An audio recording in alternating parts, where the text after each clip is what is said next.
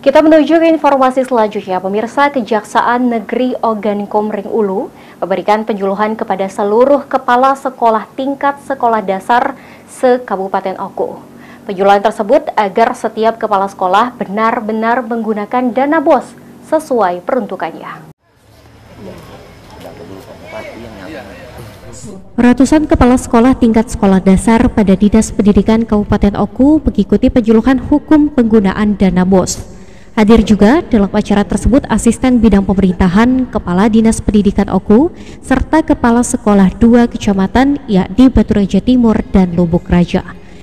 Kepala Kejaksaan Negeri Oku, Khairun Parapat, mengatakan dengan pertemuan dan penyuluhan ini dapat memberikan penambahan wawasan terkait penggunaan dan pengelolaan dana BOS agar tidak menyalahi aturan sehingga dapat menimbulkan sanksi hukum bagi kepala sekolah. Parapat juga berharap ke depan sejauh mungkin kepala sekolah menghindari penyimpangan penggunaan dana BOS agar dunia pendidikan di Oku semakin baik dan meningkat. Alhamdulillah hari ini dari tadi pagi sampai dengan sekarang kita sudah selesai melaksanakan kegiatan penyuluhan hukum kepada Bapak Ibu teman-teman kepala sekolah.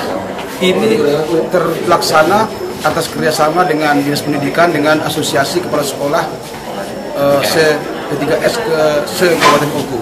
Kita berharap ke depan kiranya pertemuan ini memberikan materi penambahan wawasan kepada Bapak Ibu Kepala Sekolah, terutama dalam hal pengelolaan anggaran di sekolah.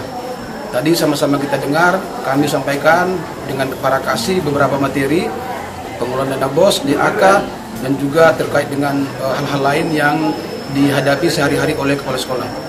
Harapannya ke depan ini juga dihadiri oleh Pak PJ, asisten, wakil asisten, berharap bahwa sejauh mungkin kita hindari penyimpangan terkait dengan penggunaan dana untuk alokasi pendidikan dengan harapan peningkatan kualitas pendidikan di Kabupaten Oku yang sama-sama kita cintai ini semakin meningkat. Sementara itu, Kepala Dinas Pendidikan Oku Topan Indra Fauzi menyambut baik adanya program penyuluhan hukum terkait pengelolaan dana BOS kepada seluruh kepala sekolah yang ada di Oku.